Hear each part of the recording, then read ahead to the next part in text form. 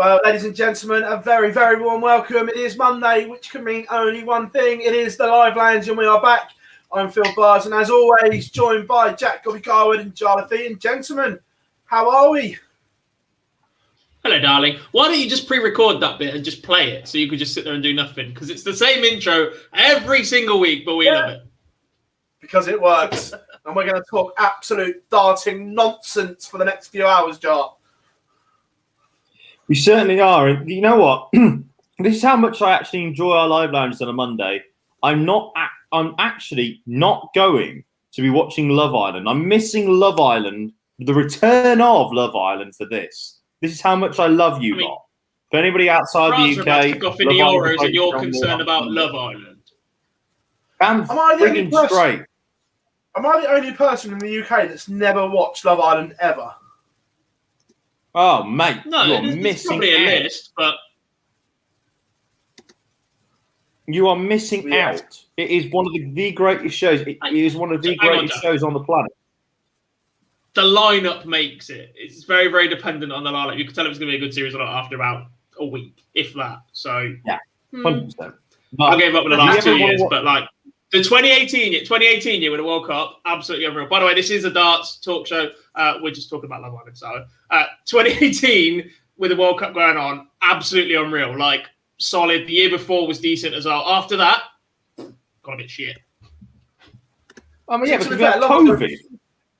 Love Island's sort of topical after MBG's shirt at the weekend. That's a very good point. Actually. Man, going on the villain. Loving it up in Beefer. Everyone, welcome along in the chat room. And first of all, Juanita is back. Welcome along, Juanita. We know you catch up afterwards, but great to have you back live as always. Plenty of you in the chat room already. Come and say hi, but of course, make sure you give us a thumbs up and subscribe to the channel. Would be absolutely fantastic. The werewolf is in. Gutted you couldn't be here last week, mate, but I've already seen the schedule. I know you're coming back in a few weeks' time. Can't remember what it is, but yeah, welcome along. Spoiler alert. Loads of you. What's that? Spoiler alert. Spoiler alert. The werewolf is coming back. We'll touch on the live league in a bit, but welcome along everyone in the chat room. Daniel is in. Raven Effect, Jonathan, Missy, as always, Daniel. So many of you in already. Great to have you on board. Remember, it just wouldn't be a Monday night without the live lounge, would it, gents? Definitely not. No, definitely not. Gob Island, yes. That's what we need, an entire island just for me. Just to put you on. You cover most of the island of Britain, mate, but that's another issue entirely. Thanks, boys. For those that haven't listened yet, I've started listening to Wayne Mardle's audiobook. First 2 chapters, let's just bash a certain manufacturer that used to sponsor him. Oh, really? Was it that bad? Oh, I'm only 2 chapters in. He apologises for a review he did on the Phill Taylor flights because he was told to say they were good because they were sponsoring him, and he said I couldn't throw them, but I was told to, so I apologise to anyone that went and bought them. Right, solid effort. There's definitely that certain manufacturer, as we all know, will definitely not sue Wayne for that. 100% not. Again. Well, let's be careful, boys. Let's be very careful. Let's move on. Shall we start with some good news? If guys, before we get on to talk our nonsense, we'll probably bring this up again later. We did hit 10,000 subscribers very, very recently. We're now at 10.8. This is how long it takes us to get our ass into gear sometimes. Philip, looking at you, because mine was recorded straight away.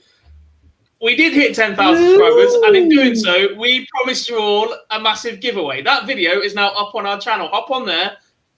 Follow the instructions at the end from Phill. You have to listen to me waffle a bit or just skip it about 3 minutes and then see what Phill has on offer for you guys for getting us 10,000 subscribers. And we are closing that competition on the final day of Super Series 5, I believe, Phill. Yes, we are going to do it on the last day of Super Series 5. But I did put some fancy transitions on it, mate. Like, you can't polish a turd. I looked crap at it. Not be funny as well. Let's be frank about it. We're that used to listening to God waffle on for 3 minutes anyway, so is everyone else. So it's not really a big deal. It's normally what happens normally Monday night. If you're a subscriber for 10k, then you probably already heard me do it once or twice. You don't mind doing it again. We say that about waffling anyway. Everything I said in that video was very, very sincere. Apart from missing me out in the video, you twat.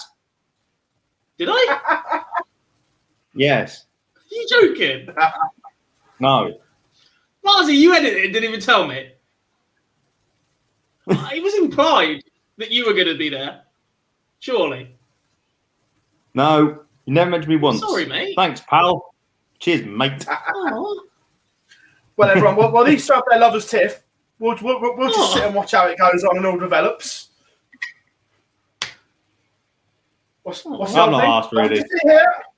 Nothing to see here. I genuinely feel bad now. I mean, we do have some other news about the live lounge, but are we waiting on that? Are we waiting on that news yet, or are we going to go with it? Nah, we'll leave it for a while. Okay. All right. In which case, then, should we start should we actually start the show? What are we talking about tonight? Should we actually more talk Love Island, bit of football? Missy, unlucky. Up the Dutch. Andrew is in as well. Welcome along. Yes, right. For those, we'll start at the beginning. Obviously, we go back. We touched on it last week because last Monday, the Live League Champions Week was unreal and climaxed on Saturday. And this man was victorious. There were signs on the Friday he was going to do something special. 4 averages over or in and around the 95 mark. And then on Saturday, it all came good for the Prince of Wales. Mega. Absolutely mega. I mean, the entire Champions Week was absolutely ridiculous. That Monday started off ridiculous. There was 100 averages flying in all over the place. It got better and better throughout the week. You just look at the players that didn't make it to that final night. Colin Osborne, for example, who was unbelievable in qualifying finals week, unbelievable playing all week as well, doesn't make it to finals night. And then finals night itself, considering scheduled at the completely wrong time and according to the rest of Twitter, nobody was going to be watching, was watched by literally thousands and thousands of people at 2 a.m. in the morning to watch Richie Burnett go absolutely mad, nearly kung fu kicking people in the face. It was absolutely mega. And it's only going to get even better. Stage 3 started today. Prize fund is going up. Yeah, no, can't do that if people aren't watching, can you? Can't do that if people aren't watching. No, and again, some loads of new names in today. Carl Wilkinson, Terry Jenkins playing back today. A little bit rusty. TJ back today. There were still signs that the man has got it. Unbelievable. Just to see him back, just to see that shirt. That 140. Just to see that unbelievable. shirt.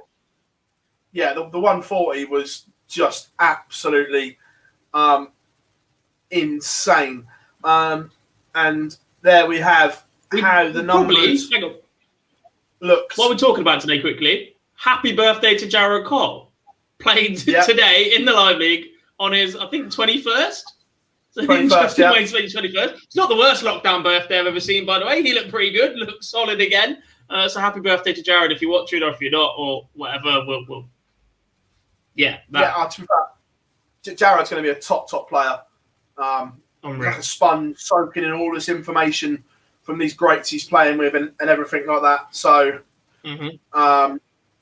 absolutely superb. But yeah, going back to Saturday, we can see there they were 2 tough groups.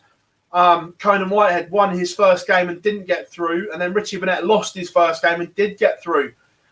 Disappointment, Chaz Barstow missed a bucket load of doubles and missed that. But if you'd have said at the start that you'd have had Martin Adams, Richie Burnett, James Richardson and Sean McDorrell in the semi-final, that's sum 4. Man, when I saw the draw, I was like, bloody hell, that's tough, bloody hell, that's tough. And then I realised that's what happens when you get 6 quality players qualify in the manner they did throughout the week. Like, there was never, ever going to be a nice draw. To get those 4 to the final 4, Chaz, like you said, was probably incredibly unlucky. He's shown glimpses. He's shown more than glimpses of what he can do on on the Pro Tour this year when he's been afforded that opportunity. Conan's scoring has been fantastic at times. Doubles probably let him down throughout the week. Martin Adams is just like a Rolls Royce that he just keeps getting better and better. James Richardson started the first couple of weeks of an absolute bang. Don't forget that 9 dart that he hit against Josh. He's been superb. Sean McDonald, to play for the amount of consecutive days that Sean did. What do you have? 1 day off, the Monday? The Sunday the week before. Yeah. Is Madness. Ridiculous. The man played, 12, 13 days of darts in 14 days? Something absolutely mad, and only lost out in the final. I think he played 12 out of 13 days. Yeah. That's some going. It took an inspired performance in the final, mind you, as well. We'll come on to something in a second, but remember to consideration that Sean, on his first week, lost his first 7 games on Monday and Tuesday. And then he went on this remarkable run that was quite frankly startling, the amount of games that he won. And as Nico has christened him, the Punisher. Are we going to go with, if we're going to go with Clearmacker, going to be the, what's it called? If we're going to Clearmacker being the serial killer. Yeah, that's right. Then yeah, why not? We'll have McDonald as the Punisher. Look, I thought this shows you just how great the format is. I know people were saying it's a bit difficult to understand and all that sort of stuff, but the format is there. The format's very, very good. We're seeing very, very good averages. We're seeing quality players. I mean, let's be frank about it, boys. I know we talked about it last week, but that Monday in particular of Champions Week, what a stunning day of darts that was. And, you know, as Gobbs rightly put it, you know, the fact that nobody's definitely watched it apart from the 13,000 people that have watched it back on YouTube shows you just how much people wanted to see the live league and really are looking forward to it. And, you know, as Gobbs already said, the whole of Twitter thinks that we're not getting any views. You know, just a casual, what was it, Gob? 14, 15K on Saturday night? Yeah. Good numbers. Good numbers. Steady. Not only the way Bennett won it, but to almost do this in the final leg. For those that haven't seen it, just enjoy this. This is the most Richie thing in the world.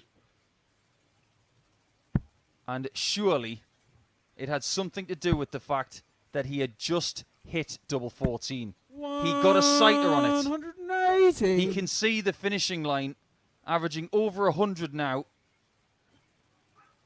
And This is McDonald's incredible, by the way. 105. Genuinely incredible. And it's made better. Can you tell we've got a new PC, by the way? Also, I'm going to say this: it's made better by Nico's com. It's made better by Nico's com. So I will shut up in a minute. This match, we've seen the most composed Richie Bennett of the entire week. How is that possible? Oh, Sean, sorry. What has been missing from this week is a 9-darter. 180. And if he hits that 141 for the title, the internet is going to break in half. Yes, Bissy, you know. I think there are thousands upon thousands 96. upon thousands of darts fans around the world willing this in. I am one of them. Richie, finish the job with the 9. Treble 15. Double 18 for the title. 100. Oh, Extraordinary. What a dart player. What a story. What a man. He will still have a chance. That would have been something quite extraterrestrial.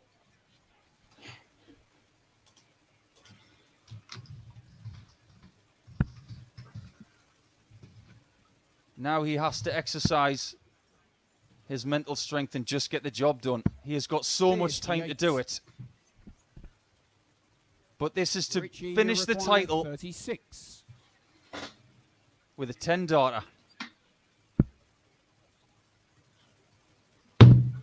double 18, and he wins. What a sprint finish from Richie. Incredible. And there, Absolutely incredible. absolutely insane. And I'll tell you what, the Raw, we were all in the production room, and it was just like, yeah, and the sigh when he missed it was like, oh. It would have been, you know what? It would have been greater than the Raw of Paul Lim's 9 Dara Ali Pali. I bet you the kibosh on that would have been like what it was like when Paul Lim missed the 9 at Ali Pali. Yeah. Unreal. There's a few. Sean's in the comments. Do we have to, please? Unlucky, buddy. And I spoke to you yesterday, mate. It is on you, Sean. It is on you, mate. Lot of love on the chat room for him as well. James is in. Good evening, mate. He says amazing prize for the giveaway. We promised something good for 10k, and we delivered on that. Raven Effect. Do you have the viewing figures for Sporty Stuff TV nights? I don't, but I can try and find out. I can ask the question. Not a problem at all. For those that don't know, spoiler alert, Switzerland are winning. Lol, cramps in the mud. Cramps in the mud. I'll tweet that later. So I'll get in trouble if I tweet that until we win. And then England will win tomorrow. Oh, nice. Yeah.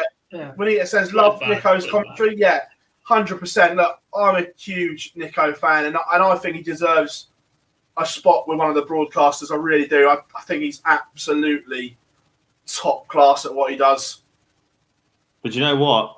I'm not being funny. Him not being on a broadcaster is the PDC TV's game in this sense, because the way that he's come into that trio alongside Murph and Dan Dawson has really added value, particularly in the finals when it's Murph and Dawson on comms. They know each other really well. Sean's getting some new dart shirts with his winnings because of his new nickname. Yeah, absolutely right. Love that, buddy. But I'm sure there will be a nice sponsor company out there for that. Yeah. But Champions Week delivered. It was just amazing. A huge prize for amateur darts, and we've seen the clamouring for it now as well. New players coming in all the time this week, next week. It's going to be good. So thank you very much for the support, and it was just genuinely amazing for that. Right, next one we've got some. No, wrong one. Let's get there in the end. Sorry, Sean. Yep. Sorry, Sean. PDC announced there was a press release. Was it Thursday last week, Jar? Thursday or Friday last week? Friday, I think it was. As it currently stands, there will be a reduced capacity for the first 3 sessions of the World Match Play. They're still hopeful. They're still working on getting more in. But at the moment, going to be around 40% of capacity, 803 at the moment. All ticket holders should have been notified. They're getting rid of the standing seats for the moment for the first 3. But the good news on the back of this, guys, is they're expecting full capacity on the Monday with no restrictions. I mean, the thing is, issue I got with that, Phill, we've been expecting full capacity for everything at every opportunity, and our incompetent government just pick and choose what they fancy opening up. Wimbledon, at the test event today, have got people sat next to each other with no masks on. Yes, they're outside. Yes, the risk of transmission decreases when they're outside. Wembley's just been given 60,000. Silverstone is going to go ahead with 140,000 people at the British Grand Prix. And we're not allowed more than 800 inside the Winter Gardens. I don't think that will be the final number. I don't think that'll be the final number. I'm with Jar here. I think that the PDC guys who are a top drawer when it comes to things like this, Matt, Barry, Eddie, will be battering down doors and phone calls to get full capacity. But worst case scenario, if we don't, and it's only 3 sessions we've reduced, we'd probably take that, wouldn't we, to see someone lift that famous trophy in front of the full house the following weekend. Yeah, but look, let's be frank about it. The reason why the Sunday works for me in particular, the first Sunday of the match play, is because of the double session. You see the amount of people. What I love about the Sunday of the match play is the people who go out on the Saturday night who think they can hack it. They wander in on the Sunday afternoon, particularly those who've got season tickets. They wander in on the Sunday afternoon, and they look white as a ghost. And then particularly throughout the day, you just see their cheeks slowly starting to regain colour. And that's what we like to see about the match play. Like people coming continuously doing that. Well, yes, that is true as well. So I think I think that probably within the next 2 weeks, there's going to be absolutely. They've got 2 weeks to decide. But I think the biggest thing for me is that probably next week, maybe at the end of the match play, there's going to be a final decision on this. And I would fully expect Matt Porter, Barry and Eddie Hearn to tell us that they've spoken to the Gov and they said, well, because you're going to be open up for full capacity from Monday anyway, have the rest of the 2 nights. Don't make a blind bit of difference. I think there's going to be some good news coming. We know Matt and Barry and Eddie quite well. They will deliver more of an increase. I think. They'll be battering down doors to get that done, 100%. But that was the sour note from part of the week in darts, where James says posh sports have different rules. It certainly seems that way. F1 in particular. You're saying darts James posh? as well, yeah.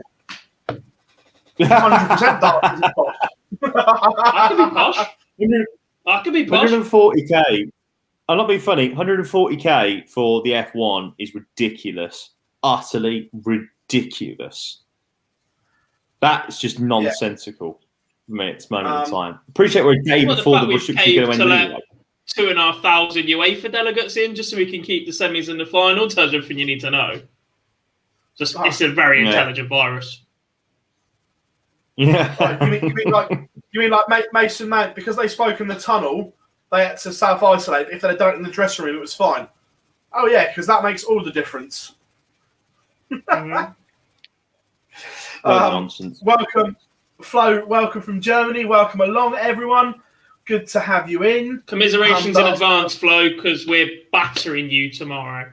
Welcome to the channel. Oh, say the line, Bob. Say the line, Bob. It's coming out.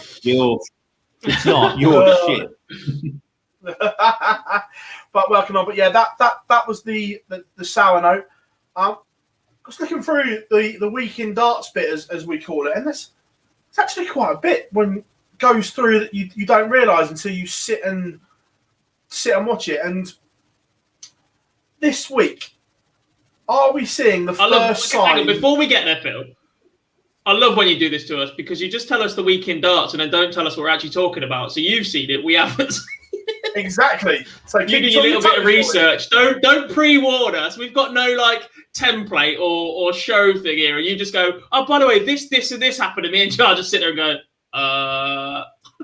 Did it?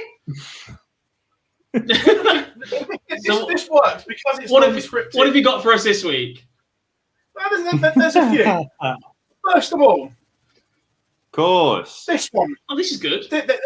This one crept in, and between this and the Danny Baggish story, which I still haven't watched yet, I need to get around to watching that. Is this the first signs we're seeing of Eddie and Matt's influence, maybe without Barry? The fact that the Danny Baggish story was only available on PDC TV, and the fact that now we're seeing stuff streamed from the States on PDC TV. I'll be honest with you. I think the biggest issue for me is that. Well, I say biggest issue. The biggest is the wrong words. What I think you're looking to see is that you saw Jack Main as well. Jack Main put it up on Twitter the other day saying that and we saw the guys from the PDC filming there. So the amount, so I think the amount of shoulder content that Eddie and Matt want to produce for the PDC is going to go through the bloody roof, lads. PDC TV is going to be more of a drive in order to get you to subscribe with the shoulder content that's going to be available. In the same way that we saw what's going to happen with DAZN with the boxing, that's going to be a lot more shoulder content. I imagine it's either going to go on DAZN or on Matchroom Live. But this is where. But the thing is, though, the biggest thing for Eddie in particular is that he goes wherever the market is, and the market at the moment is for people not cord cutting. Cord cutting is massively popular in the States. It's also now starting to become very popular here in the United Kingdom. Cord cutting is the future, and people will just pay for what they want. And now you add more value to the subscription. And like CDC will probably come on board. I imagine the DPA will come on board as well at some stage as well. That's going to be on there. When the Nordic and Baltic gets back up there, I can't see why they won't move on to it. The Asia Tour as well, because a lot of people, from what I see on Twitter, love the Asia Tour. Why would you not like to see Noel Malik them and Lawrence Larkin's action over and over again? More of this. So this is the start. It is the start.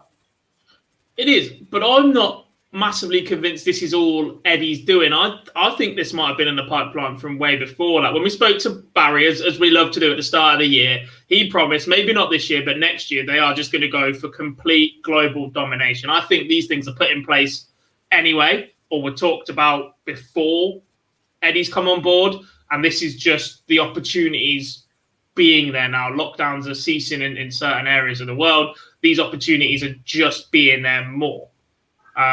We saw Jackmate tweet the other day that he was with Peter Wright at home. I'm pretty sure that'll be PDC content, because if it was Jackmate content, he'd have been in the studio doing his podcast. So there are more and more things going to be coming from the PDC in terms of this sort of content. And like Jar said, it just makes sense from that.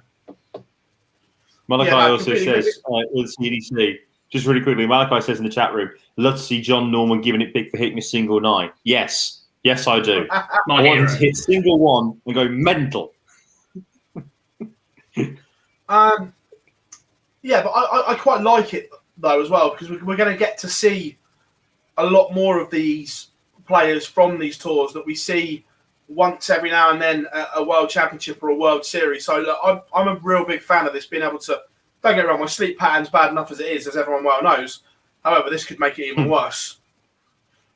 Well, Raven Effect crying about your football team. Raven Effect still makes a good point, to be fair. We still haven't got a manager. We're doomed. Raven Effect, this is a really good point, to be fair, saying under this system, doesn't that eliminate the concept of a casual fan if all sports move to their own individual subscription platforms? Then the money only comes in from the hardcore fans, and that will run out eventually.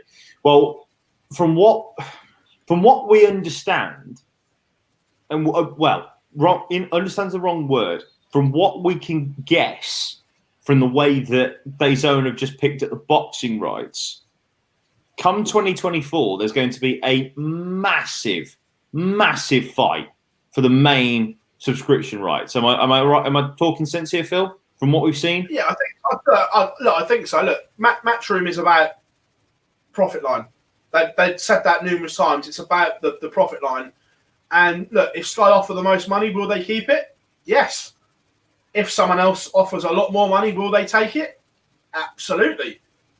That's how bidding for sport works. It's no different to the Premier League rights when that goes through the roof. Well, we saw that, didn't we, in Holland recently? Holland have lost the rights on RTL, have lost it for free-to-air television, and is now going on their own streaming service that's going to be offering F1 and all that sort of stuff. So I don't think we're going to see a full transition to you only pay for Premier League TV, you only pay for Rugby League Union TV, as it were, yet. I think that'll probably come down the line, and you'll probably have to pay more eventually for the sports that you want to watch. Sky have tried to do that over the last year here in the UK, or the last 3 years in the UK, when they put into their subscription, when they went, you can buy Sky Sports Premier League and then Sky Sports Football together and all this sorts of stuff. You can buy Sky Sports Cricket, Sky Sports Golf. You know, you can only pay for what you want. You only pay for what you want to watch. But the biggest thing is that DAZN in particular, and the streaming services in particular, are now picking apart where Sky have the rights to.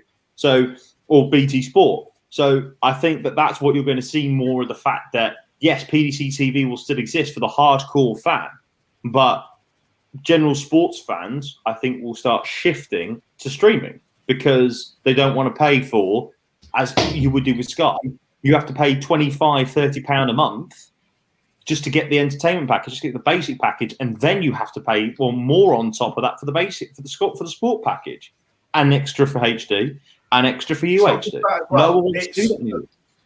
I'm not condoning stealing content, but other aspects or other ways of watching Sky Sports are readily available for a lot cheaper prices, like your Fire Sticks and everything like that. That it's just the way of life. But I think this is a real good move and a real productive move that we can get to see these other tours develop and flourish as well. Yeah, I like this move in terms of exposing more and more tours out there to the market. PDC TV exists; it makes sense to use it. In terms of development of sports down the line, I think where you're going to come up difficulties with subscription services like Netflix or the Premier League football is drawing in new fans. Jar absolutely hates what I'm about to say, but the ECB have created the 100 in cricket because it will go on free-to-air TV. They want to draw in new people. Yeah. Darts created the Champions League of Darts to go on BBC so that they had darts on the biggest free-to-air channel in the world. They're still going to need these sorts of things and events. And if everything moves to subscription services down the line, how do you bring in a new audience? Nobody's going to pay for something they don't know they like. You can put as many trials on as you want, but the casual channel flickers that will stumble across it once and go, actually, I like this, I'm going to keep it on and get into it, they're going to struggle to generate that as an audience in the future if every sport thinks that they're going to go down the route of DAZN or subscription for what you want constantly, or Netflix of every single little product that you want. Well, that's what you look at when you come to ITV, because they obviously broadcast the UK Open, the Players' Championship finals, as the ranking events. They obviously broadcast the World Series across the world. But it's a really good point that you make about the fact of the free-to-air aspect of it, because we take, for example, rugby union and the egg chasing. Six Nations obviously makes a truckload of money for the unions. But they know that in order to keep people watching the Six Nations, they have to put it on free-to-air TV. So ITV and the BBC have now got the rights in the United Kingdom, despite the fact that Sky, BT, and more than likely Amazon would have paid through the nose to get it, but you're taking that away from people who will only get the only opportunity they will get to see rugby free-to-air television live regularly is the World Cup. Yes, there's aspects of it on Channel 5 and whatever, but that's the thing. And that's why big things like this are needed in order to keep some stuff free to air. Like you talked about, I can't use the word, otherwise I get a shudder down the spine. It's like Voldemort. Yeah, that shit. It has to be done. I mean, why you can't just do the T20 competition, I've got no bloody idea. But it has to be done. And that's what... Because men in suits have decided that you cannot keep the attention of sub-18-year-olds for more than 3 hours, which a T20 game takes, which is the logic behind it. But Eddie and Matt won't. Eddie and Matt are shrewd businessmen. Like we're talking as if they are amateurs in this game. They're bloody not. They know that particularly with darts, even if it is the most second-watched sport on Sky, behind the Premier League and behind football, they know that they have to keep some stuff free to air on ITV4, just because they have to try and bring in the news, bring in the audience. They've got to do it. Yeah. And to be fair, in Holland, Missy, aren't Viaplay taking absolutely everything? Viaplay are taking things like the UK Open, aren't they? Taking the UK Open, Players' Championship finals, everything.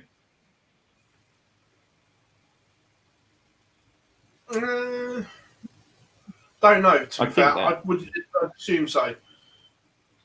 James says BBC National TV isn't free to air, lads. It costs £15 a month via TV license. Yeah, look, mate. Only again, if you tell them. There are multiple ways that you don't have to pay £15. What's that? Said like an absolute true student there, Gob. Yeah. That's certainly got the chat room talking though. It's good to hear. Good engagement. Love it, everyone. Really, really good. Missy said, did you say the rights are going to the BBC? No, they did have the Champions League for 3 years. 2 in Cardiff, 1 in Leicester. Two in Cardiff, 1 in Brighton, 1 in Leicester. 2 1 MVG, Yeah. No. So yeah, they Brighton didn't Mentor win that? Didn't Mentor win that one in Brighton? No, Mentor won it in Cardiff. 2018 Champions League of darts, Mental yeah? was Cardiff. 100% mental. I just know Mental won back-to-back, and then MVG won it to complete his set. That's all I know. I don't care where it was. No, mental didn't win it Sorry, twice. was it Gary then that won it in? Hang No, on, what was was that it? Gary? Leicester won it. Phil Taylor won it first. Two were in Cardiff. Two were in Cardiff. One was in Brighton where Gary won, and then MVG won it in Leicester. Yeah. Yeah. BBC had it for 4 years. I only remember Mensa winning it because the night out afterwards was epic. Was that when he was still with Mac? Yeah. To be fair, I forgot it went to Brighton because not a good place, Brighton, to Careful. get to. I want to go back to the Premier League. It's just not a good. I Not don't my think it's a job great to insult the cities. venue. I'm doing a Vincent. You bulldozing in Brighton, Or despite Jeremy the fact it's the Clarkson. only. Hang on, you're Well, bulldozing Brighton when it's the fact it's probably the only event that's within an hour of you. It's about an hour and a half, but the city's nice, but the arena's not. It's not a good arena for an atmosphere. All right, fair enough. What else we got to talk about weekend darts wise? Right. Let's moving on. This one coming up. Surprise us with. This one coming up next. WDF announcing a 5-year tie-up with Dart Connect. Potentially very good if it's used properly. That will have more data on a lot more players. My only, not concern, but my worry is that it won't get used enough that there'll still be lots and lots of holes where not every venue is going to have access to 100 iPads. Yeah, I think that's the issue. It's the how many iPads can you have on all the outer boards. The initial costs for all of these events are going to be tough. I mean, this is just for the World Cup, so this will be slightly different, I think. Is that right? Or is it for the entire WDF? I think it's everything, which is great. I think it's everything. That's the issue. It's for floor events, for things like your silver and gold events where they play on multiple outside boards and then they might stream the last 8 or something like that. It's the cost to get all those in instead of your traditional chalkboards. Look, I think Dart Connect massively outweighs the Dartser window system that's previously been used across the world for 100%. darts events. It's modern, it's more flexible. You can put it on more different apps and tablets and that sort of thing. There's still things that can be done with it. I think it's not a complete product yet. They're still pushing it. They're still advancing it. The deal with the PDC to get it up and running was absolutely massive, and everybody else jumping on board now is mega for it. The concern for me is that there's no other software out there that competes with it. And if everybody's snapping it up and you've got a complete monopoly in terms of development, you can get a little bit lazy. But it's absolutely mega. Yeah. The software's mint. The tracking on it and stuff is ridiculously good. Let's be honest, we would not be able to stream the Super Series or Q School or anything like that without the help of this software. We couldn't be relying on live darts data, for instance, like we used to when they used to have like 6 laptops at the Pro Tour, and you had to be lucky with whichever board they're streaming behind. So 100%. The things it's done for the darts, the data and things that people can see from home without actually having a camera on the darts or that sort of production is absolutely ridiculous. It's fantastic for the sport. But yeah, just please, if you're listening to Dart Connect, don't get lazy with it. Keep upgrading it. Keep doing everything you need to do with it, because the minute people find bug holes and whatever, someone will go and find something different. Yeah, and Jar, the good thing for us as well is using this more and more, we'll be able to get more data on players and everything like that, because at the moment there just isn't data available for a lot of players. Well, yeah, I mean, look, we base a lot of the stuff, especially for Q School in particular, we base a lot of stuff on what we see at the old BDO World Championships, you know, and what it is now and what it would be eventually for a future World Championships, either the MAD one or the WDF one, right? And that being able to be helpful, especially for floor events, is massive. We can then give you, the viewer, more insight, and I'm sure the viewer themselves, can go and have a look at everything that they want to have a look at, which is important.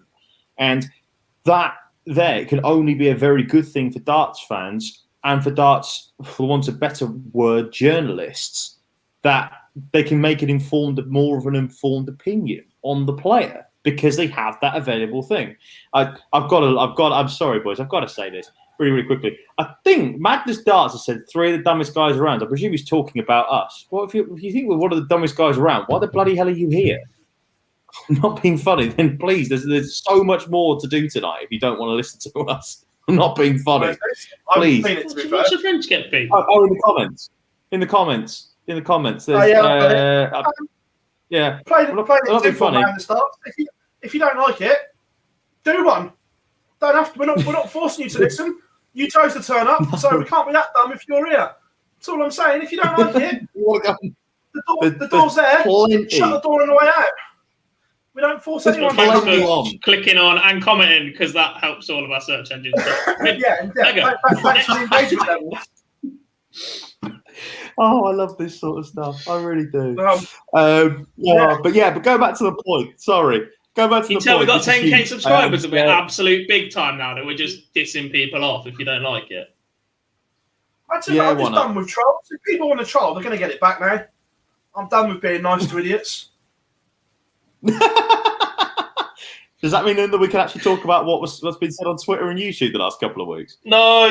Let's move on again, please. I was definitely joking as well. Like, my sense of sarcasm is ridiculous.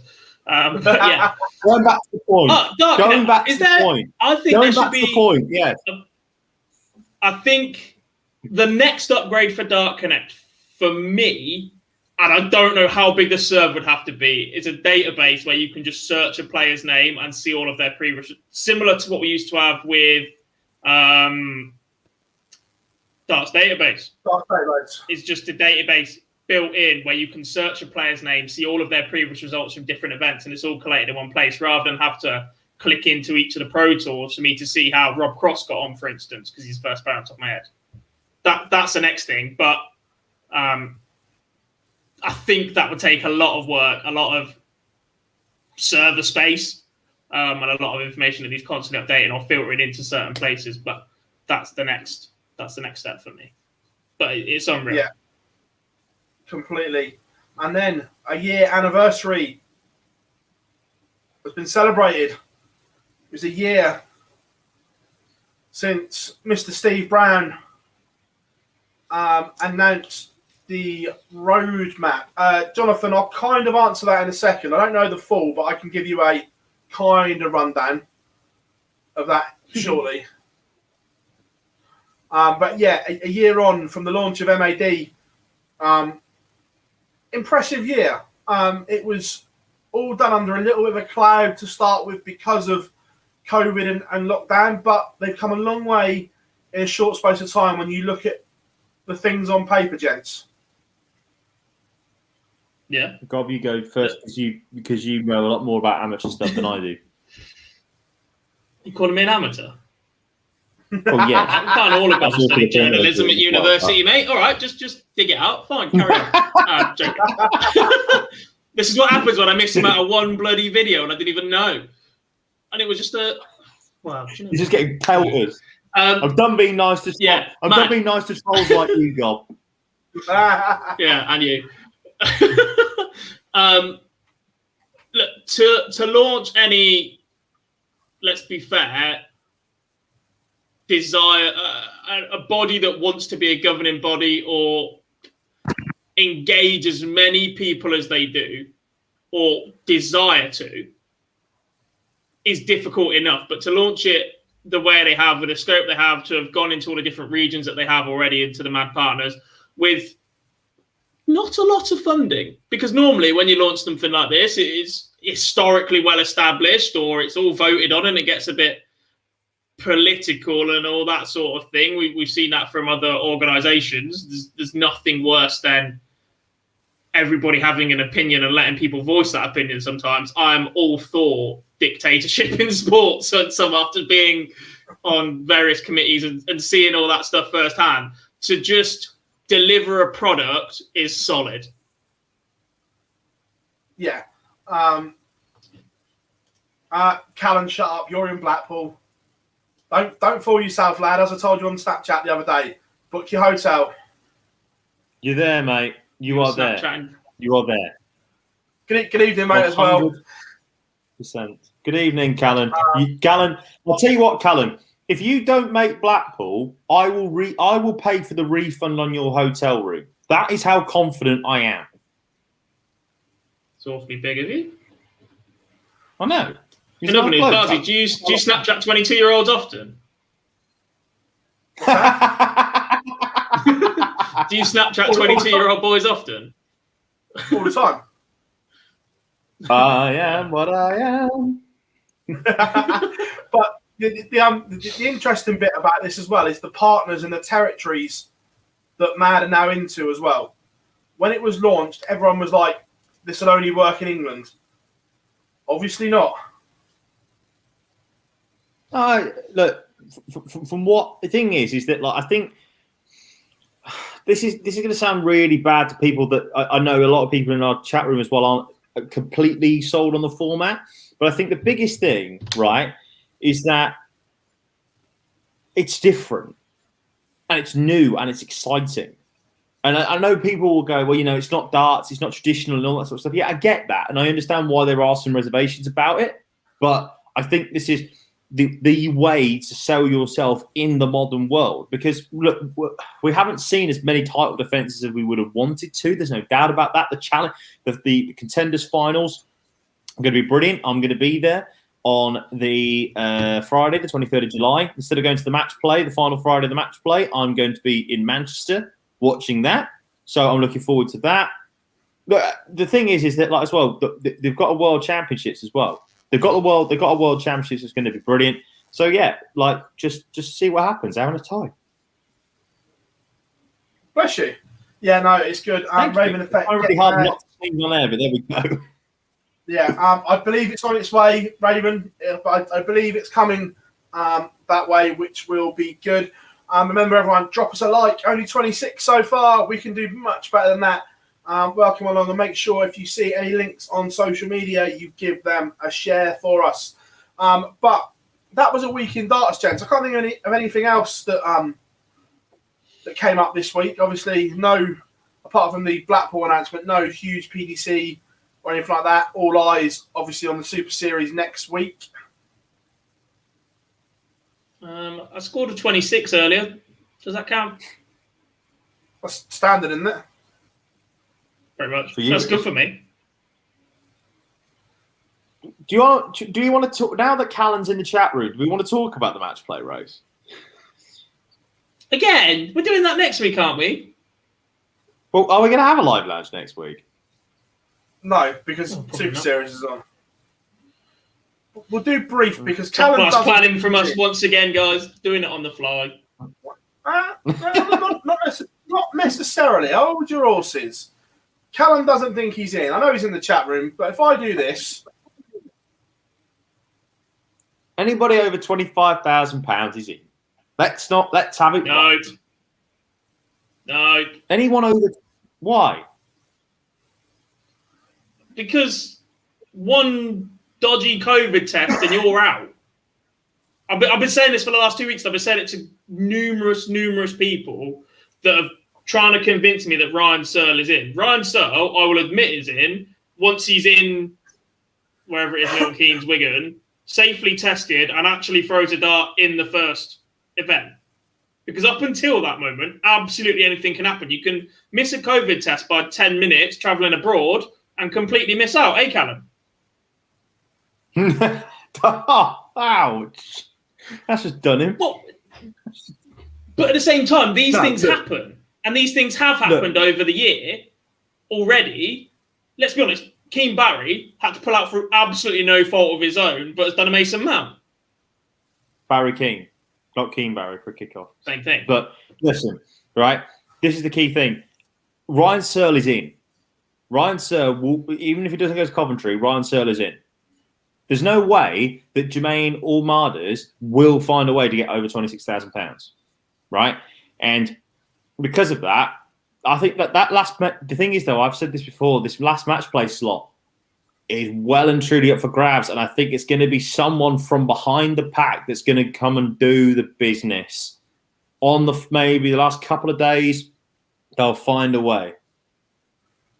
31. I don't. No, yeah, fair enough. I thought you thought it was Barney, but no. He looked good last series, but then he dropped off. We've seen players have good series. We see Jamie Hughes have a good series and then not back it up. Look, the other thing to consider is, with COVID risk ahead of the match play, how many of the top boys that are guaranteed to be there are going to be there? Okay, it's the last chance to play competitive darts before the match play for a bit of a tune-up, but at the same time, if they turn up for the first 2 days and then disappear because they're already safe and not take the risk and get home, or something along those lines, the opportunities then open up for players from further afield to compete in a reduced quality field without being disrespectful. If the top 16 players in the world all pull out, I think you'll see a few of them pull out. I tell you one who definitely. So you've got a couple pulling out, a couple that might risk a COVID test. This is still wide open from Searle below. I'm convinced of it. Until those variables are gone completely. Well, here's the thing. I think that I personally don't see the top 4 in the world coming to Coventry. Incorrect. I think that Rob Cross will be going. Incorrect. Oh, really? Gezi will be there because he hasn't played darts. MVG will be there because he's been on holiday and refreshed. Peter Wright will be changing his setup and needs to have a practice of it. The only one that's a risk maybe is James Wade. But he wants to win the match play. Genuinely think out of that top 16, there's only potentially 2 that I don't see going. Gary. Who's that going to be? Gary? No, I think Gary will go. I think James, potentially. Does it? I don't know where his head is at, but Glenn. I see everyone else in that top 16 being in Coventry. For the first 2 days, not necessarily the last 2. I didn't say the whole thing, but they will be in Coventry. Yeah. I've got a funny feeling We always see someone what? make a run on that last day. Yeah, we do. Danny Baggish, really. In all seriousness, though, right? Do we think that some of the top boys on the Pro Tour order of merit won't go? Things like Devon, although Devon will need to go because he needs to try and find a bit of form. Damien Hector, Dirk, Brendan. Will they go? I think they all go.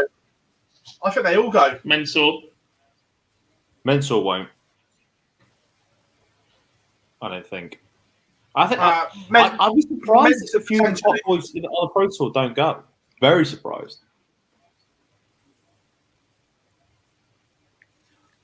Jonathan, I know MVG's going. Do you know MVG well, Phil? Well enough to know he's going to the Pro Tour. I still think that someone will come from absolutely nowhere on that final day and make a run for it. I'm really hoping it's the Bronze Adonis himself, the sex god that is beaten, but I just can't see it. I think there are 3 names. Unfortunately, one of them is Barney, Whitlock, and Lewis. With the way that they played after we played last Super Series, I'm still convinced that Jason Lowe can come and have a day, but he'll need to win an event, which he's not come close to doing for a while. Yeah, no, look, I think I know Chaz Barstow is going. He's already in, so obviously that means that Harms and Reyes are not going. Shot fire. Where's he, Harms? He's not going to play an event? Oh, God, that's a big surprise. Yeah. Thorn? I don't know if he's close enough yet or not. Thorn's too far down, Also, and do you know what, though? Do you know what? Andrew makes a really good point in the chat room. Hardly anybody will pull out because they've got to think about the Grand Prix. That is a fantastic point that I completely forgot about. The Grand Prix race begins properly in earnest once the final event in Coventry's done. And you want to try and make sure you're on that list at the moment. And it's so tight for a Grand Prix spot. You do, but there'll be opportunities for the Grand Prix. Like we suspect Euro Tour qualification for that, etc. Well, there's going to be one, isn't there? Like there's going to be one, isn't there? It's going to be qualifications. Yeah, and there's at least another 6 Pro Tours coming after Coventry. Mm-hmm. At least.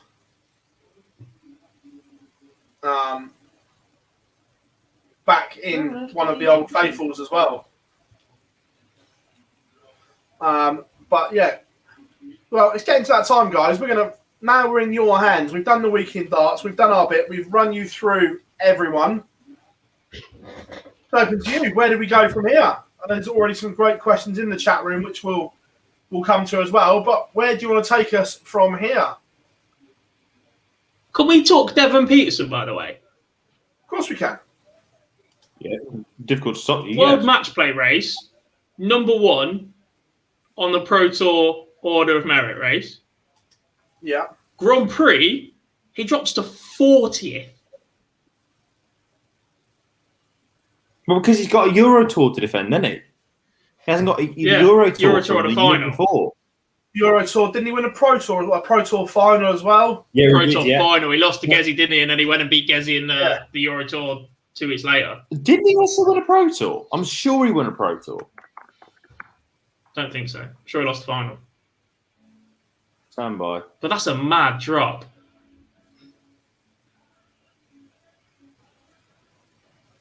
Callan, you're 7th in the World Grand Prix race. Should we say he's there yet, or should we give that a bit longer as well?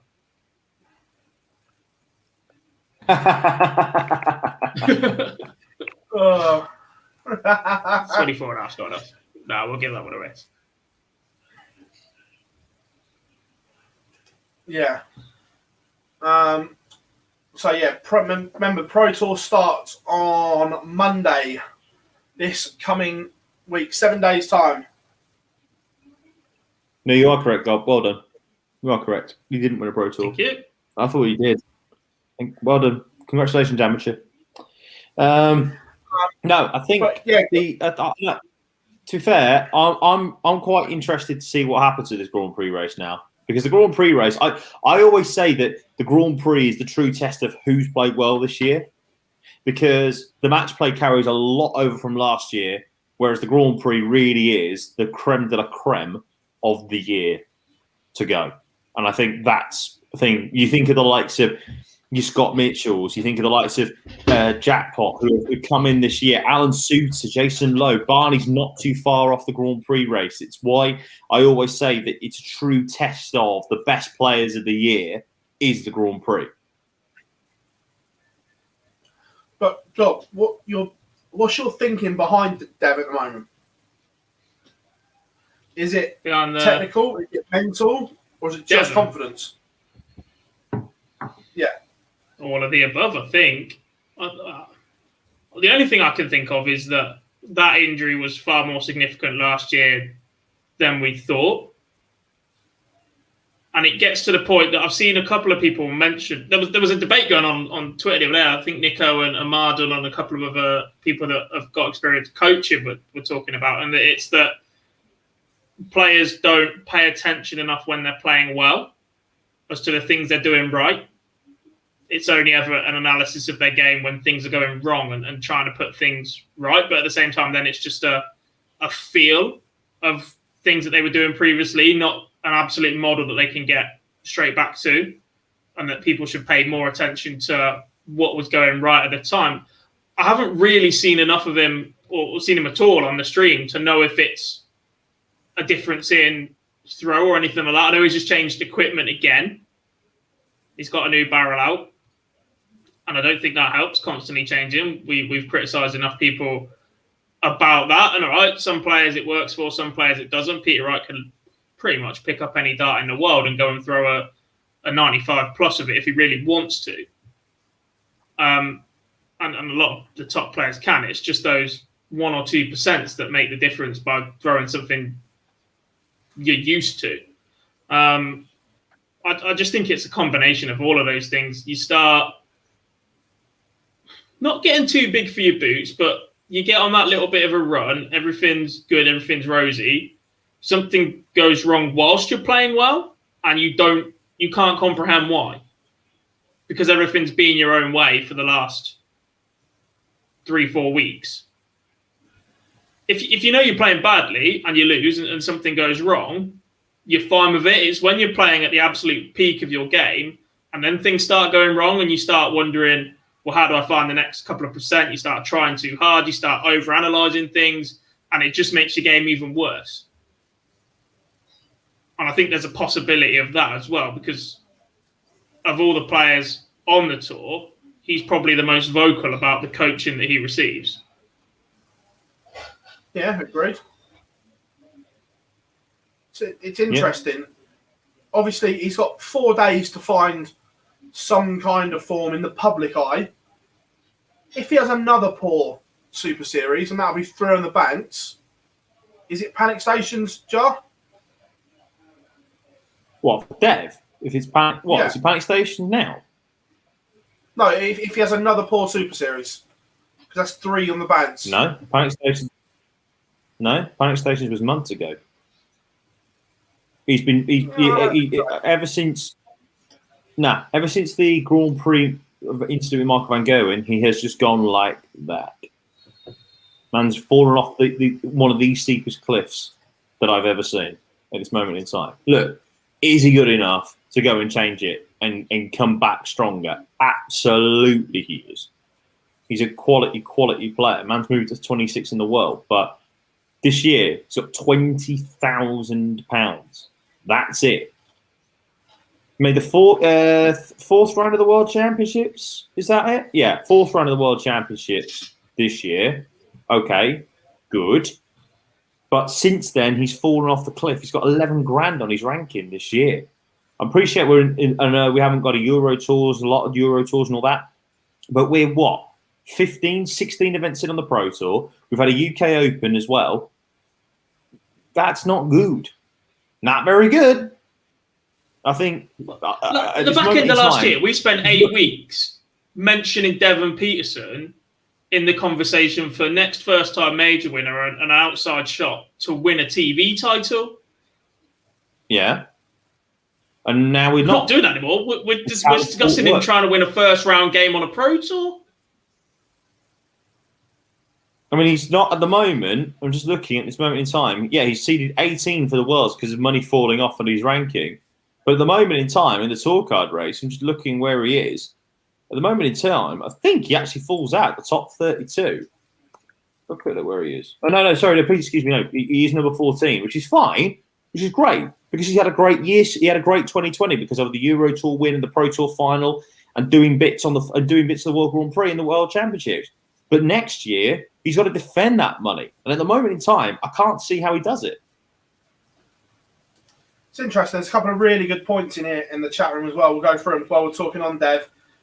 Johnny says he got to European semi. You're about the European Championship finals, or because he actually won a Euro Tour. I don't know where he got in the Euro. Actually, to be fair, he did have a good European Championships, I think. Was it a good World Series finals? Yeah. He had one of them that he did well. European. James says, where realistically should he be ranked? 20th?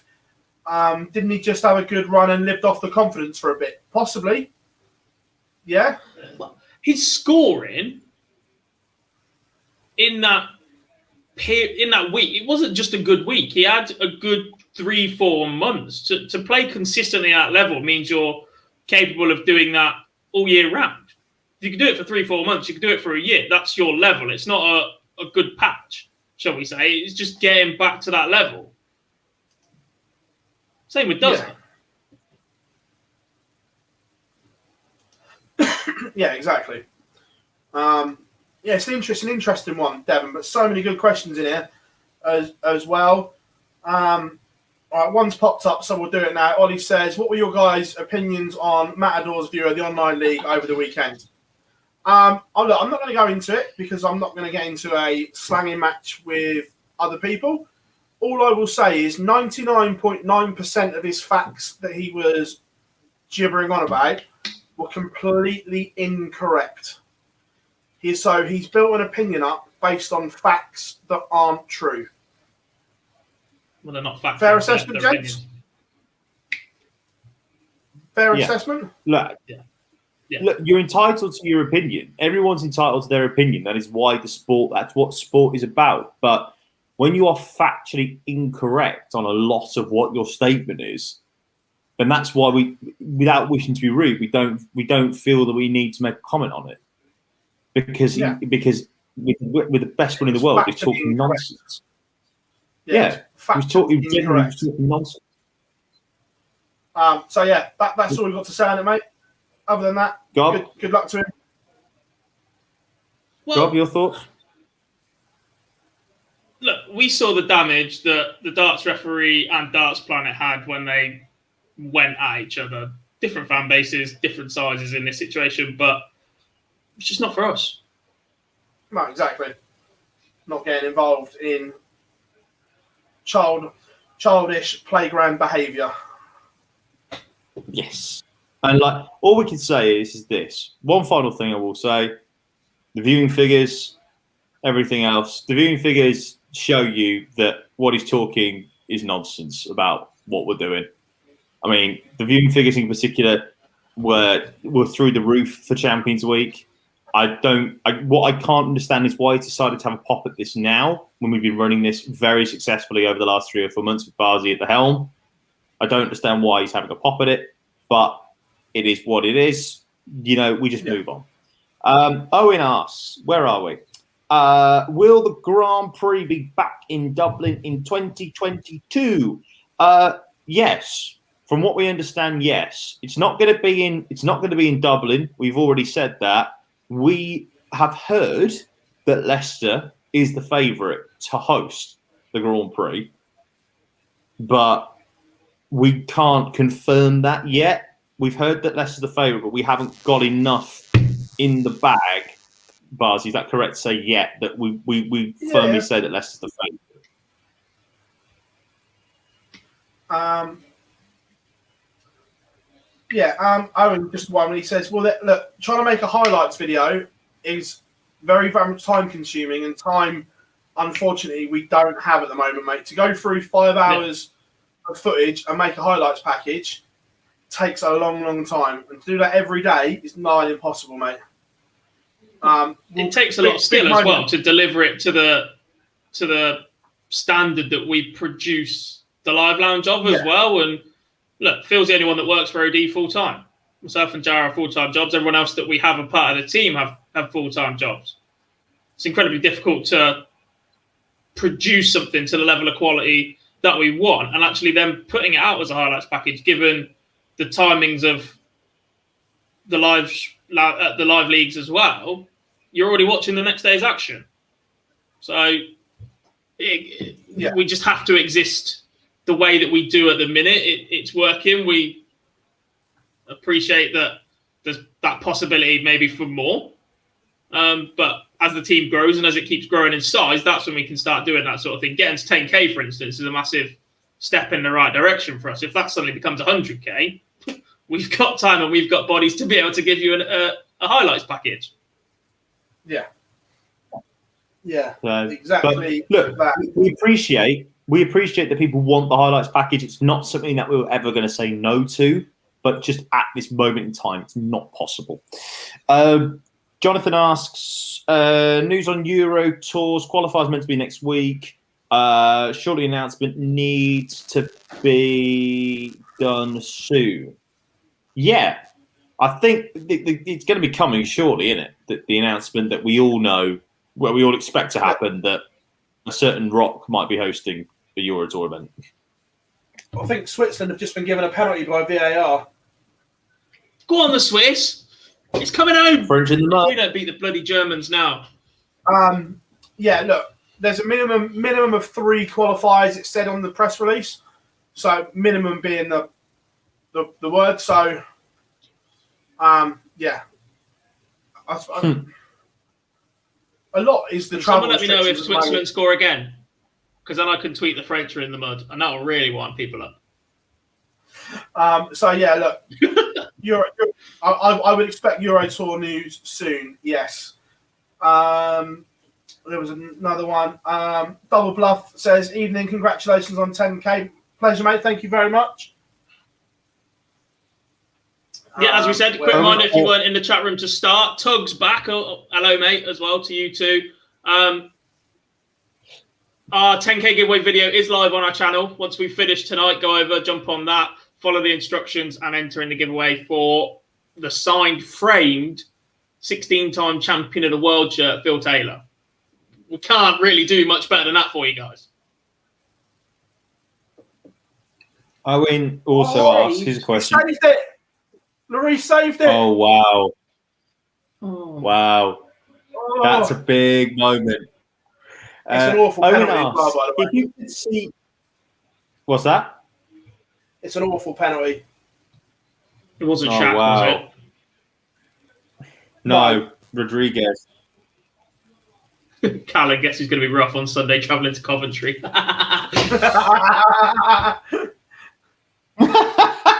Not you, mate, because England are going out tomorrow. That's why. Right, John, hang on. what question were you doing? It was Owen. Really good question. This: if you could see one Sky tournament move to ITV4 and one ITV tournament move to Sky, which one would you choose? Simple as plain as this. I'd switch them back. UK Open goes to Sky. Grand Slam goes to ITV. No. No. I'd move the UK Open to Sky with cameras on every board. I'd red button it because I think they've got that option. I'd move the World Cup to ITV. That's not a bad shout, actually. That is not a bad shout. And I'd potentially be looking at ITV1, not ITV4. You are not getting sport on ITV1 that isn't football or rugby union. Sorry, mate. Good luck. They had F1 for a bit, didn't they? Not, Racing. yeah, not We'll sweet talk them. If they want the UK Open, I'm having the. If they want the UK Open on Sky, I'm having the World Cup on ITV1. Fair enough. Good one here from Mark. He says, do you think Peter will stick with the elements or go back to the World Championships? I think he'll flip between them still. It's what he's I comfortable don't doing. think Peter knows. I think he'll use both. Yeah, look, I think he's proven that he needs to stick with a straight barrel. And I think the Benzema. flight and stem... The flight and stem combination that he uses with the dimple effect, slightly smaller flights, it's just the barrel and the points. Yeah. So I'm glad I did not tweet the French are in the mud. Raven says, Phil, do you know if people from the PDC like Eddie and Matt keep an eye on the live league or are aware of it? I don't know if they religiously watch it, but yes, the PDC are aware of it and everything like that. So, yeah. Are the totals starting at 2 each day, then 12 for the last? Yeah, I think that's here to stay now. Yeah, I like that. I'm also buzzing, by the way. I don't know, it'll change when it goes back to weekends, but... I know we haven't talked about it much, by the way, but Challenge Tour's back this weekend. I can't wait to see the Rodriguez brothers back in action. They are going to frigging smash it at this moment in time. Yeah. Rusty in particular, an absolute... Go on. I'm just thinking of some of the other names that are going to be involved. Nico Kurtz. I suppose it's split, isn't it? I expect them to dominate the European one. The UK one. Yeah, but no, Yeah. but it's only the. I think it's only the UK. Sorry, I think it's only the European Challenge Tour that's on offer this weekend. I don't know. I haven't looked at the dates. Yeah, it is. It's only the leader who's done European a week in darts to have teed us up with this. I'd have thought that. Yeah, as in the week previous. We do the week in darts. But yeah, I'm looking forward to seeing. I'm looking forward to seeing our on France. How the hell's that happened? Swish They in the scored mud. 2 goals in a minute. For God's sake. Mbappe. Is it Mbappe who scored?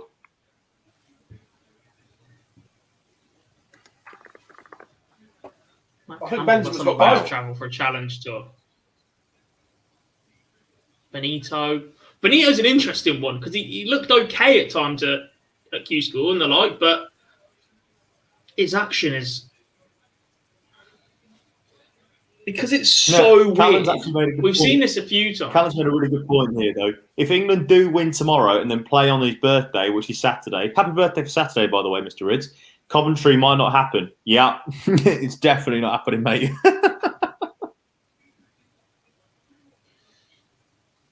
No wonder he keeps telling us he's not in bloody Blackpool yet. To be fair, Ben says CDC is being streamed on TV. Yeah, we spoke about that on PDC TV. Yeah, we spoke about that earlier. Is it time for them to stream the Challenge Tour and Dev Tour? No. I don't think they will because of how much it costs to put those 2 stream boards on. It's genuinely not a cheap thing to do. So I don't think they will yet. It's not even that. The Challenge Tour and the Development Tour are seen as areas for people to go and develop their game or compete at that level. They're not tour card holders or anything like that. I think putting them in front of cameras and selecting those people is a bit harsh. I don't think we'll ever see it. I don't think we'll ever see it on the Dev Tour because of rules having to get parental permission from under 16s and that sort of thing, or from under 18s.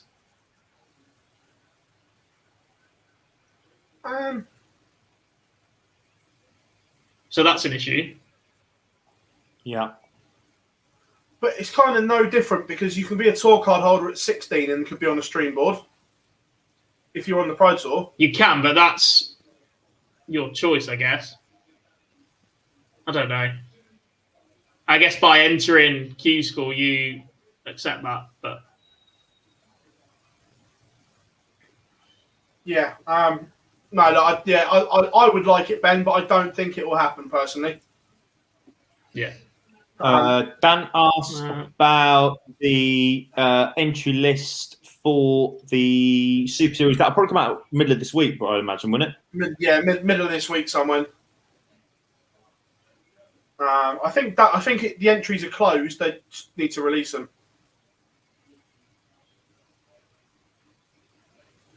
Joe says, "Hi guys, I thought you founded online darts, Phill." Yeah, I did, mate. Just don't put it on the website. But yeah, no. I'll tell you what, Callum started one there. The age-old debate. Oh wow! He's wow. done it. Absolutely Good bang man. on. I like that. I like that. I like that. Yeah, I He's agree. Absolutely bang on. Yeah, no. Once you have status as one of the best 128 players in the world, you are developed. You should not be afforded extra opportunities because of your age to play at these events. If you're going to call it a youth tour or something, fine, because then it's age restriction. But calling it a development tour, as they do, and then allowing players that are developed quite clearly that then get to play pro tours as well, I just think it gives them a massively unfair advantage over the rest of the development tour field. Yeah. No, I agree. Completely. Allow them in the World Youth, because that is an age-restricted event. But in terms of development tour, for the purpose of the development tour, once you are good enough to go to Q School and pick up a tour card, that's it for me. No, I'm with you. Completely with you. Good one here from Jonathan. Who is the greatest player never to win the BDO world title that has come close? Jesus. Good question. BDO? Is that men's or women's? Guessing men's. Two scream out to me, I guess, Merv? that have been in finals or been deep. Tony O'Shea, Yeah. bridesmaid a couple of times, and Phill Nixon in that final. Mike Gregory as well. Yeah. Merv. Cheers. Whitlock. Whitlock's a great shout. Yeah. Yeah. Bobby George. Bobby's a great shout. To be fair, look, I know they're not. No, I didn't. But Bobby's 2 News of the World wins are as good as World Championship wins, in my opinion. Oh, massively. Jonathan says Tony Fleet. Yeah, good. Less of that. Yeah. Look, Bobby's 2. For anyone that hasn't seen it, I think they're on YouTube. Bobby in the News of the World. Unreal. Because that is cutthroat. Mike Gregory's popping up a lot. Yeah, Mike Gregory's a good one. I like that. Not in the World To be fair, Seniors. Was very vocal about that. I wasn't bored, but I was flitting through YouTube and Blood on the Carpet came up. And yes, I did watch it again. I mean, yeah. But the thing is, though, is the fact that like you remind yourself just how many great finals there were in the BDO at the time before the standard dropped. There were some unreal finals in the BDO. Absolutely unreal. If you're bored, still just go and put a BDO game Sorry. on. There's some absolute classics from like old style Lakeside, like 2000 to like 2012, maybe. I'll still maintain this. I thought Duzza versus McGeaney was an absolute epic in that final. Oh, for drama, yeah. 100%. Yeah. What did I rewatch? The Mark Webster final. I rewatched that recently. What a game that was! Yeah. Yeah. Webby was class. That was a great game. 2008. I mean, to be fair, Yellow against Raymond. Yellow against Raymond in 06. Great game. Oh, Too early for me. I've never watched that one back. Yeah, no, some absolute belters. Owen says, will your press interviews be live from Blackpool?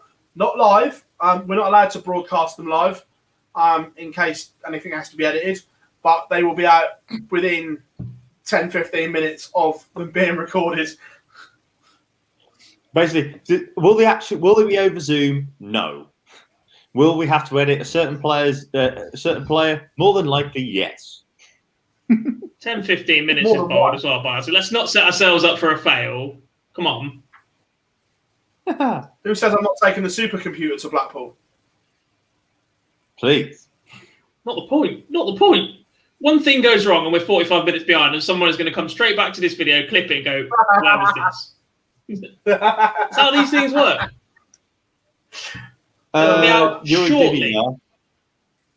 You're a Divilar. Good name, by the way. It says, have you spoken about darts today, fellas? Yeah, we did at the start of the show. So if you want to rewind it, we can talk about today's darts, which was pretty class. Bully was back, and it was great to see. Like this one from Tommy, is it time for a South American tour? Potentially. I'm not sure what... Look, South America is a big, big area. Big area. Big place. I'm not sure logistically how it would work. Do I like the principle of it? Yes. Eventually, we want darts in every single country on every single continent in the world. Is there the demand for it and the accessibility to the sport at the minute? Probably not. I think to grow a sport, you have to focus on certain regions at once and then progressively move around. If you try and grow it in everywhere at once, you dilute your action. You're trying to grow the game in parts of Europe still, Africa now that Devin Peterson's done his bits, and Asia. And now we're going after North America. South America will come eventually, but at the same time, you need more than just Diogo Portela to break through from there as somebody for people to look up to. Look at the difference people like Christoph Ratajski made. Look at the difference that Raymond van Barneveld made as the most obvious answer. Yeah. We need more of them to come through, or we need someone else to come through that makes the big time to inspire more and more to come through. Oh, yeah, great. Jonathan says, could Denmark get a Euro Tour as well as a World Series event? Look, I think Long Probably term, not. yes. Long term, yeah. This year, though, I think Euro tours will all be dependent upon two things. One, travel restrictions. What countries will let everyone in? And two, what countries will allow capacities? Because without fans, the Euro tours will not happen because that's how they generate money. But the thing is about Denmark. Denmark aren't looking for a Euro tour. They've gone for a World Series because they're looking for something way bigger.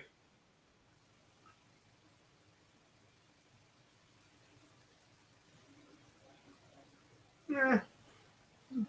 I think Premier League, if see one anybody there. really love one personally. They're looking for a Premier League night in Copenhagen, which, by the way, more of this. I'm there if we do ever have a Premier League night in Copenhagen. Where are we? Remember, get your questions in, guys. Absolutely smashing the chat room this evening. Got a thing, dumping stuff in there, which is great. Jonathan says again, if you could reschedule any events in the PDC calendar, what would you do? That's a really good question. I'd probably move the World Cup to after the UK Open. Maybe. I said this before. Get the World Cup, the unranked events out the way before the match play. Because that way then, post-match play, we can focus on the Euro Tour, we can focus on a Pro Tour, getting ready for the big stuff at the back end of the year. No, see, I disagree. I think the ranking balance is all wrong then. Yeah, the ranking events have to be scheduled through the year. Because if you're playing well in a 3-month block, you're going to head into all them well. Where if the ranked events are through the year, you're going to get a better balance. No, but you want the ranked events to mean more at the back end of the year before we go into the big one. And that's what was that. No, because we're constantly saying we want the big one to mean less, or in terms of the rankings, because of the weighting it carries. That's fine. In terms of the ranking itself, yeah, that's fine. But you want your players going into events and actually them meaning something. Get the unranked shit out the way before match play, before Blackpool. Then we get the Pro Tour and the Euro Tour. 6 months, so that 6-month period matters. Right. Because after the match play, we have 3 months. But it's not though, is it? It's not though, is it? Because realistically, post the back end of the year, post the match play, August, September, we go to a World Series normally, right? But you think about October, November, and December are all ranking events bar the World Series darts finals. That's it.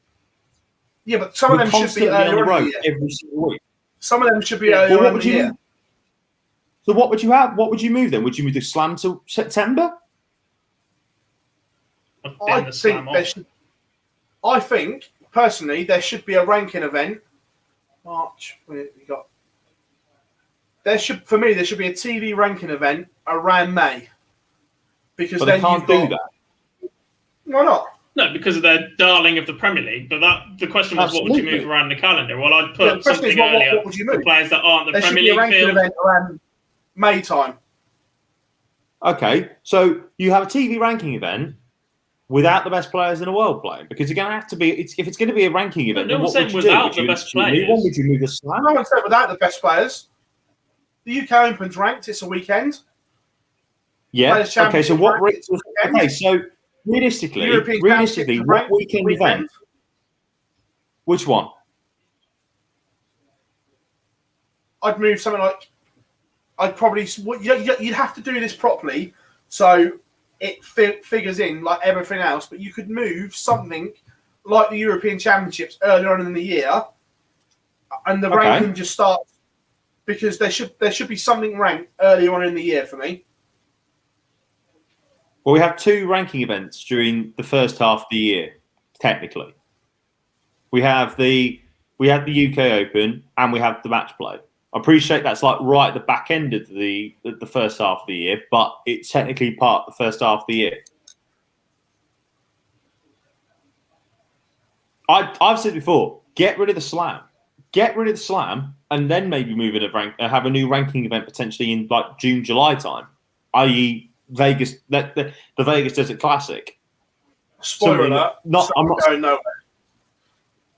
Pardon? Spoiler alert. Slam's going nowhere. Well, no, of course it's not. Not until 2024, at least, anyway. But by the way, is it staying in the same venue, or is it moving? I don't know. All right. But yeah, no, that's what I would do. I'd get rid of the Slam because it's pointless. Get rid of the Slam and then then create a new ranking event in June. Do that if you're going to change it. Paul has hit the nail on the head here. UK Open back to Bolton. Not necessarily Bolton, but UK Open all in one room. Yes. No.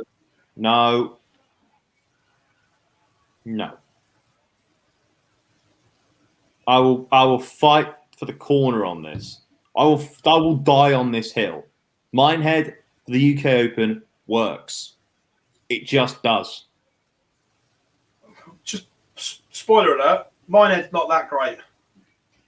There, I said it. Whoa. Wash your mouth out. Wash your mouth Blasphemy. out.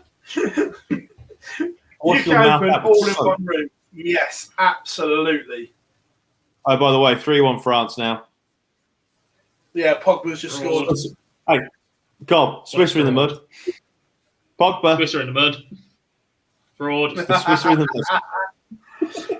mud. To be fair, Ollie's just I reckon said, N'Golo Kante could make me look good. Oh, absolute top bins. Yeah, you ain't saving that one. That's top class. What is the home of darts? Kante could make me look good. Thank you, Chris. Thank you, Chris Mason in the chat room. Rebrand the Slam. It's now pointless. Yes. More of this. Thank you, Chris. UK Open was Chris, better. Would you like it back on ITV? Lot of love for Bolton in the chat room here. Keep it going, boys. I'm loving it. Wrong. For the first time ever, people actually want to go to Bolton. Yep. What's going on? 2021, Chris. mad. We thought 2020 was mad. Now people want to go to Bolton. No one wants to go to Chris, Bolton. People who live in Bolton don't want to go to Bolton. Have you tried getting to Minehead? It's only 15 miles and it takes over an hour, that effing road. Chris, tell them how great Minehead is. You go there every single year. Tell them, please. Yeah, and we're still going every year for the Players' Championship. Don't do that bit. Just put Don't do that bit. Yeah, but the Players doesn't work as well as the UK Open does. Yeah. How about the 500k it generates for the PDC? Yes, 500,000 people because people are on site all weekend. Oh, yeah, we're not saying it doesn't generate money, but in one room this year proved it again. It was so much better at MK all in one room. Right, more questions because we've been talking about the same two for the last 25 minutes. I'm going to go round and round in circles. Joe's asked this a couple of times. What is your first darting memory?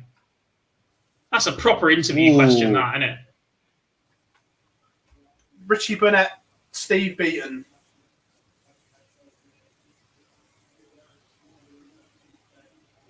I just remember watching those two a lot as a kid, like a young kid.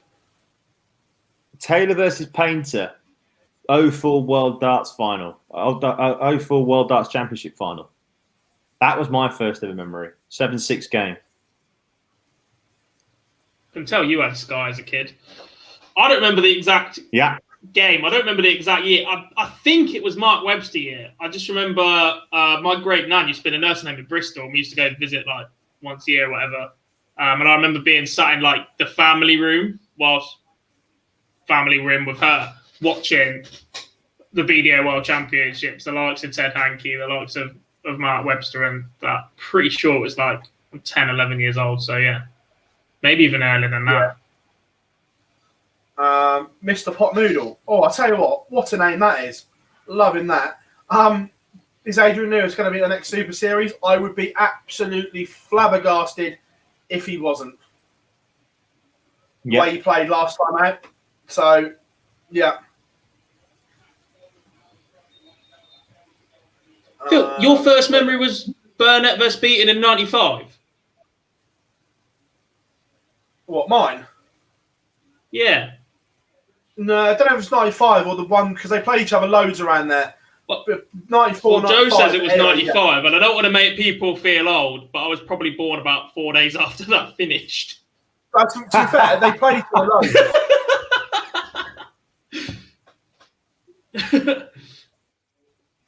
If the top 16 order of merit right now were the ones who made it, and one of them were the winner of the match play, who would it be? So I presume is the people qualifying on the Pro Tour you're asking about, Ollie.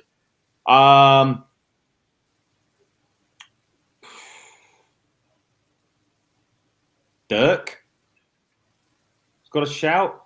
The way he's been playing this week, a couple of weeks ago. Callan probably got a shout as well. I'm not just saying that because he's in the chat room. Definitely got half a chance.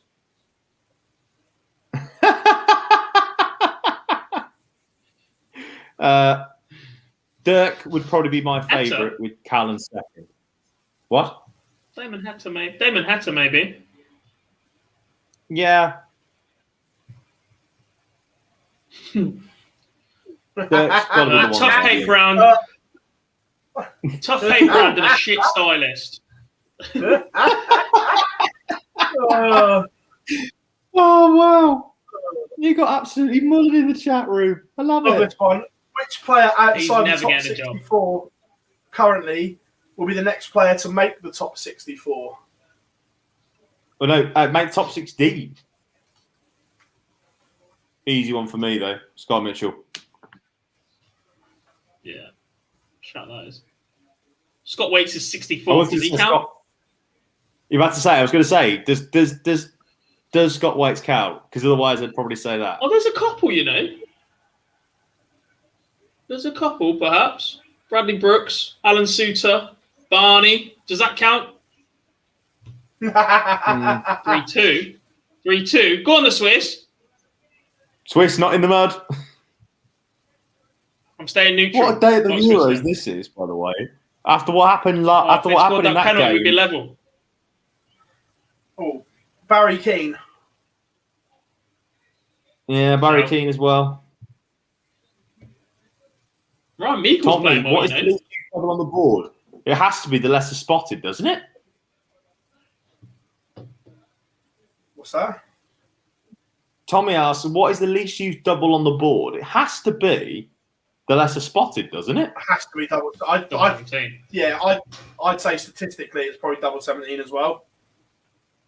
No one likes 17s. Yeah, but the lesser spot. It has to be because even things like 98 and 94, you just go treble 18 tops rather than treble 20 double 17, whereas 98 you're forced to go 19s. I think 90 and 95 a lot of people go 57 and 38 for 19s, obviously. So I think 17s is definitely the right answer. Yeah. Why we call it the lesser spotted? Any news on Corey Cadby? Yeah, there was a couple of bits on his Facebook thanking Target for sending him some new boards and whatever, and the boards are up. The only issue he's got this year is I was chatting to Rob Denny from Down Under that they're not hopeful that the actual proper DPA tour is going to actually happen this year. They're hopeful the Oceanic Masters will, but a full tour, they're not hopeful because of restrictions between states at the moment. So, look, we might see him playing some... Is it called the Satellite Tour, Gob? Yeah. So we might see him playing some Satellite Tour. Don't know how they'll work out qualification for the Oceanic Masters or anything like that. But, look, there's positive signs that he's put on his Facebook that he is back playing. So that can only be a good thing. Quick question as well. This is a good question from VBNS, which says, as a beginner, what should be my practice routine? Gob, you could probably talk about this a little bit more, and Mace as well in the chat room, if you want to. Well, no, because you play more than us two on a regular basis than what I'm saying. Yeah. And Mace, if you're in the chat room still, pal, if you could offer some advice, please do. But what would be free your coaching way of with me. starting? Yeah.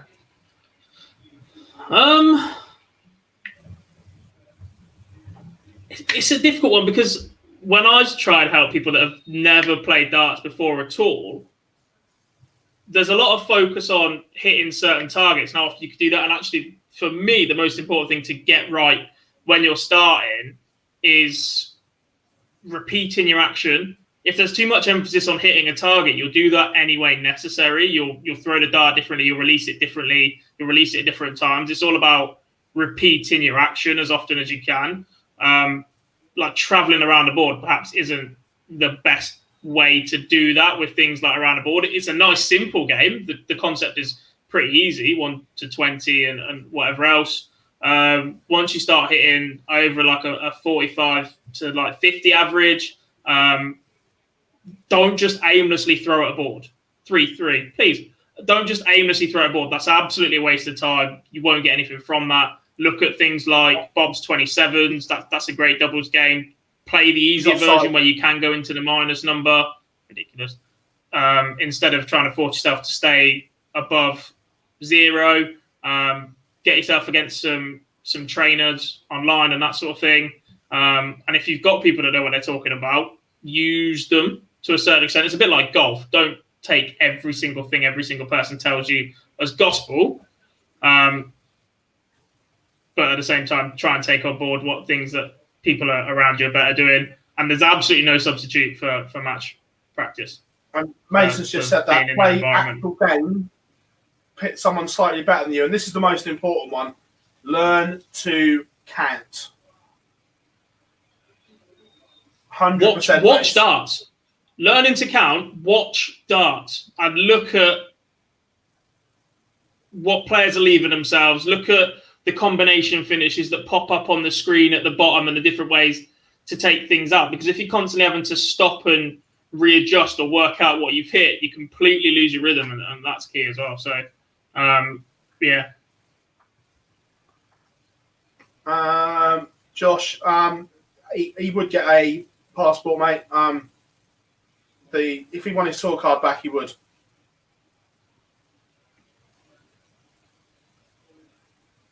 Which weight category should a beginner focus on? Look, that's personal preference. That's just trial and error. What works for you and your throw, and that changes over time as well.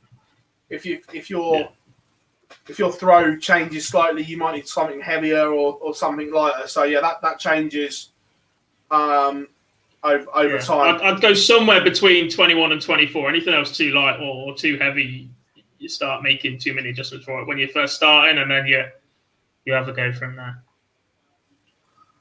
Good one. Probably Tommy says, straight barrel dart as well. Are you born with darting ability? I think some players are 100%, but darts is one of those sports where it can also be manufactured and you can be mechanically good. Yeah, I think it's not born with darting ability. It's born with coordination, or you learn coordination skills as a very early child and toddler. I'd be absolutely amazed to see the top 16 players as 2-3-year-olds and look at the range of motion and coordination they have. They're probably throwing things across the room and all sorts at that early age, and then it's just developing that. You see a lot of players that can transfer their skills. There's a lot of Q Sports players within darts. Joe Cullen, Gary Anderson, for example. They're very, very good pool and snooker players by their own account. And that's just the coordination, the hand-eye coordination. So you can work on that a little bit. Like I said, there are techniques you can absolutely 100% manufacture. But yeah, the coordination is the thing that is developed the earliest. Yeah, massively. Jonathan says, who is the best player in the world currently that doesn't have a tour or isn't a tour card holder? Oh, Phil Taylor. He's retired. That don't count. Well, you're about to say Martin Adams. No, I'm not. I'm someone that's playing on the tour. What? So who's the best? Obviously, the tour. Q School entry. Basically, who do we expect to win the Challenge Tour? Is that question? Is the way that you're looking at that? Or is it Rusty genuinely J. around the world? I think what you say about Challenge Tour, anyone that's played a lot of darts in the online darts live league is going to have a huge advantage going into that first Challenge Tour weekend. Thornton, huge advantage. Barstow, Richardson, McDonald. Donald's playing Unreal. I'm not being funny, Me. but I'm saying this at the moment. The way that he played at the Super Series, Rusty Jake Rodriguez, he's up there right now. He's played superb stuff throughout the year. Fallon. Yeah. Yeah, it's good. Tommy asked how many more years has Steve Beaton left as a pro? Well, I'll be honest with you. After the first two Super Series, I thought that he was done this year, but nope. No. Bit of late night beating. We thought about 6 months. He could have another 6 years if he wants. He could have another 6 decades if he wants. The man's immovable. Yeah. Bit of late night beat. Oh, Phill. The Swiss has scored. Yes, I've just heard the cheer from the other room. What? What's a game? Also, from here, by the way, if this one, after the 3-all equaliser early, if this one doesn't go to penalties, you know exactly what's happening tomorrow, don't you? Because one of these last 16 games is going there. Yeah. You're going home tomorrow night. You're going on tomorrow. By 7 o'clock, you'll be out. Can't wait. Let me collect those tears. BBSN says, what is a tour card? Right, so a tour card in the PDC, there are 128 tour card holders which allow you to play on the PDC Pro Tour. To win one of them, you have to either be in the top 64 after your 2-year cycle to keep it. If you are out of the top 64, you then have to go to Q School and try and win it back. And if you win one, it's dubbed the golden ticket by some. I think it's the wrong wording personally. But if you win one, then you are eligible to play in an awful lot of PDC events. Fair one? Yep. Yeah. So that is that's the tour card vid. Right. 5 more minutes then, guys. And then hopefully we'll be able to watch an extra time after this incredible night of action. What manufacturer? Normally, when we finish the stream, I just want to sit here. I just want to sit here talking for the next 3 hours. Tonight, I genuinely might run out of the room. Oh yeah, tonight we normally, just for everyone know, we normally sit and gossip for a good hour afterwards. Not tonight. Everyone's like, woohoo, extra time. Yeah, this is going to be incredible. Tugboat asks, what manufacturer do you think has the highest quality dart products overall? Hang on, where is it? Or Red Dragon? I think each manufacturer have, well, no, they're not each one, but manufacturers all do certain things very, very well.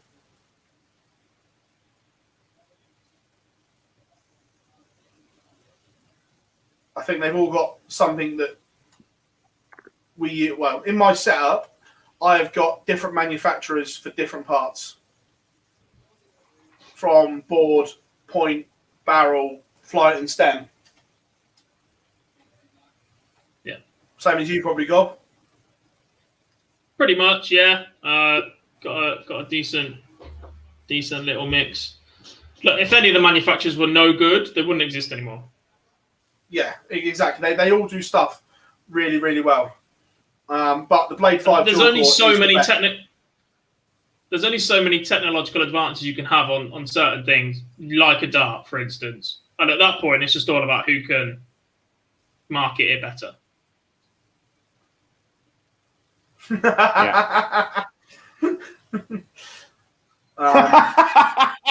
Mace. You saw the same comment as me. Yeah. Yes. Oh dear. I think, to be honest with you, after the madness that we've had today, in particular with the Euros as well, alongside it all, and I think, to be honest with you, this is going to be a hell of a day tomorrow for these two gentlemen. Anybody who doesn't know, I don't actually support England. I'm an Ireland fan. So these two, I think, tomorrow will be uncontactable by 5 o'clock tomorrow afternoon. So yeah, it's gonna be a fun day. But thank you so much for actually spending time watching us ramble on about darts over the last couple of hours instead of watching what seems to be one of the greatest games of all time. This is possibly the greatest day of the Euros ever. Yeah, it's been absolutely amazing. Remember, head over to our YouTube channel. The video, the Phill Taylor 10K giveaway prize is there. It's nice and simple. You've only got to do 3 things. Subscribe to the channel, which I'm sure you've already done by now. If you haven't, you know what to do. Like that video. While you're there, press like. And then all you've got to do in the comments is put hashtag ODDarts. That is all you've got to do.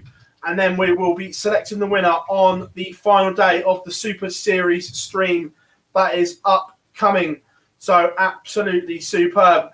We have been the Live Lounge here on Monday evening. I've been Phill Bars. I've been joined by Jarleth and Jack Gobby. Gentlemen, it's been a pleasure spending the last 2 hours with you. Remember, 9:30 tomorrow morning, Mace will be calling in all the action on the Online Darts Live League, and we will see you very, very soon.